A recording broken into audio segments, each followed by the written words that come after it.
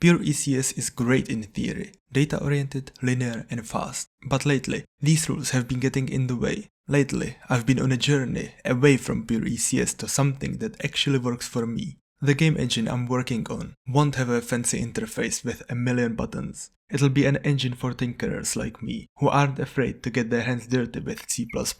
Once it's made public, I want people to take it and transform it to their needs. But at the same time, it's really important for me to have a nice and useful infrastructure, even if it means moving away from pure ECS. As I was working on the UI system, I realized that the querying system is missing something.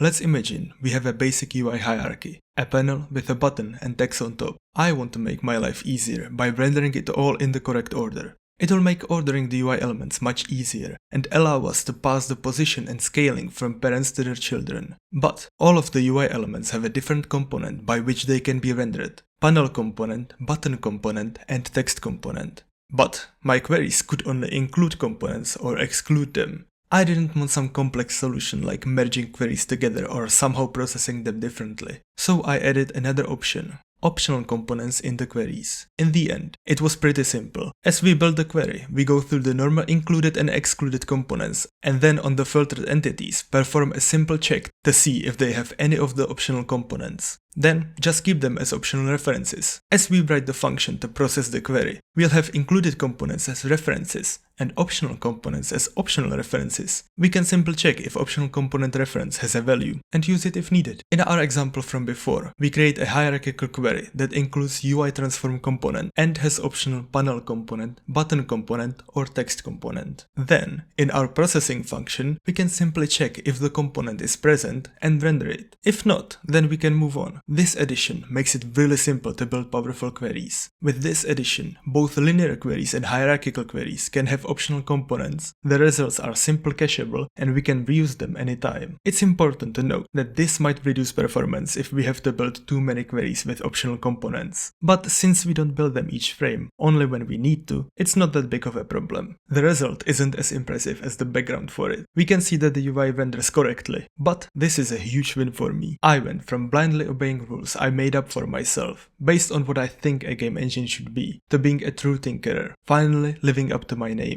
Thank you for watching. Subscribe if you want to.